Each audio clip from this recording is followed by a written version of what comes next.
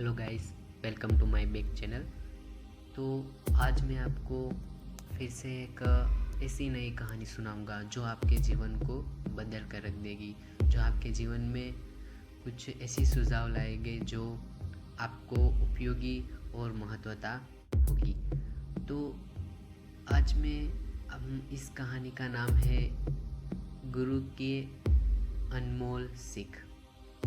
तो एक शिष्य और गुरु की और एक किसान की कहानी मैं आपको सुनाने जा रहा हूँ। तो गाइस, मैं आपको पहले की तरह इस कहानी को हमें क्यों सुनना चाहिए तो इसके लिए मैं आपको बताऊंगा। तो मैं कई बार कुछ काम बस यह सोचकर डाल देता हूँ कि जो है जैसा है चलने दो। मतलब आसान शब्दों में यह कहा जाए तो मेरे पापा अभी काम कर रहे हैं, मैं आराम से दिन व्यतीत कर रहा हूँ। दिन भर में कभी पढ़ा तो पढ़ा, नहीं तो बस समय पार हो रहा है। मेरी लाइफ कुछ ऐसी है जो मैं अपने आरामदेह जीवन से बाहर आकर पढ़ाई करने, जीवन में कुछ बड़ा करने की सोच ही नहीं पाता। लेकिन इस कहानी ने मेरा नज़रिया बदल कर रख दिया। अब मैं समय का महत्व को पूरी तरह समझ चुका हूँ। मैंने इस कहानी को सुनने के बाद ये मेरे जीवन में कुछ बदलाव लाई है। तो गाइस, मैं आपको भी आग्रह करता हूँ कि आप भी इस कहानी को सुने ध्यान से और पूरा वीडियो को वॉच कीजिए। तो एक गुरु अपने शिष्य के साथ कहीं जा रहे थे। चलते चलते उन्हें प्यास लगी तो वे दोनों एक खेत के पास जाकर रुक गए। खेत की हालत देखकर लगता था कि खेत का मालिक खेत पर जरा भी ध्यान नहीं देता है। उन्होंने देखा खेत में एक घर भी है। दोनों जाकर दरवाज़ा खटखटाते हैं। घर में से एक आदमी, उसकी पत्नी और 2 बच्चे बाहर आते हैं। सभी ने फटे पुराने कपड़े पहने हुए थे और हालत उनकी गरीब जैसी लग रही थी। गुरु कहते हैं, क्या हमें पानी मिल सकता है?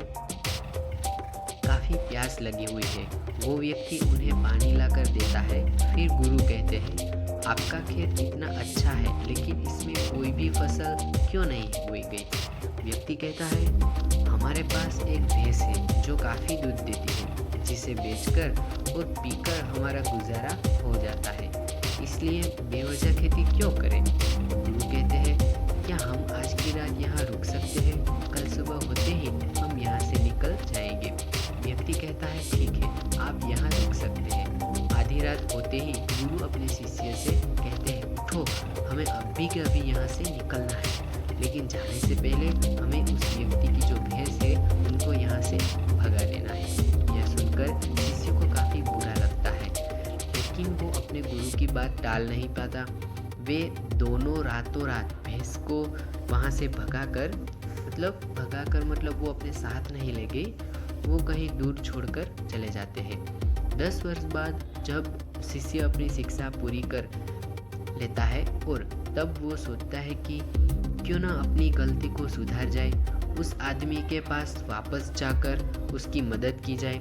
शिष्य उसी गांव, उसी जगह वापस जाता है और देखता है कि वहाँ के सारे खेतों में दूर दूर तक काफ़ी फल लगे हुए हैं और वहाँ एक बहुत बड़ा घर भी है। शिष्य को लगता है कि शायद वो आदमी सब कुछ बेचकर यहाँ से जा चुका होगा और कोई दूसरा व्यक्ति यहाँ पर रह रहा होगा।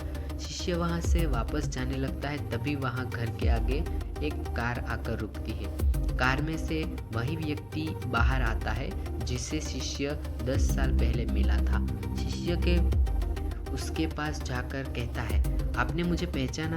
मैं 10 साल पहले आपसे मिला था। व्यक्ति कहता है, हाँ, उस दिन को मैं कैसे भूल सकता हूँ। शिष्य कहता है, आप तो बहुत गरीब थे, आखिर आप इतने अमीर कैसे बने? व्यक्ति कहता है, क्या बताऊँ, आपके जाने के बाद मेरी भैंस की मौत हो गई। मैं कुछ दिन काफ़ी दुखी रहा, परेशान रहने लगा, लेकिन जीवन में जीने के लिए कुछ तो करना ही था। मैं लकड़ियाँ काट कर बेचने लगा, जिससे कुछ पैसे आई तो मैंने खेत की बुआई कर दी। फिर उससे और पैसे आए तो मैंने सारी जगह खरीद ली और फलों की बुआई करवा ली और आज मैं आसपास के सारे इलाकों में फलों का सबसे बड़ा व्यापारी हूँ और मेरे पास लाखों रुपये हैं। अगर उस दिन भैंस की मौत नहीं हुई होती तो आज मैं इतना सफल नहीं हो पाता। तो गाइज हमें इस कहानी से ये सीख मिलती है कि इस कहानी से यह साफ पता चलता है कि जीवन में हर परेशानी आपके लिए एक बड़ा मौका लेकर आती है। अगर अभी आपके जीवन में परेशानी आई तो यह यकीन मानो एक बहुत बड़ी सफलता भी अपने साथ लेकर आई है। यकीन मानिए बुरे वक्त में आपने हिम्मत नहीं हारी तो आने वाले समय में आप बेहद सफल होने वाले हैं। तो हर बार हर कहानी की तरह हमें क्या करना है गाइस, तो अभी आप अपने मन में सोचो कि आपको ज़िंदगी जीनी है या फिर काटनी है। अपने सपनों के लिए मेहनत करना शुरू कीजिए आज से और अभी से। आपको जो काम करने से कभी फ़ायदा होगा उस काम को कॉपी में लिखें और पूरा करो। अगर कुछ करने का सोचा है तो तब तक उसके पीछे लगे रहो जब तक कि वह काम नहीं हो पाता। ये हमारे स्वामी विवेकानंद ने भी कहा है।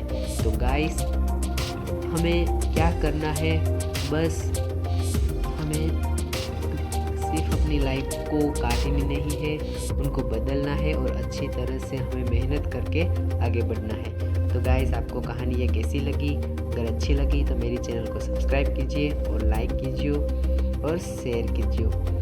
धन्यवाद वॉचिंग माई स्टोरी।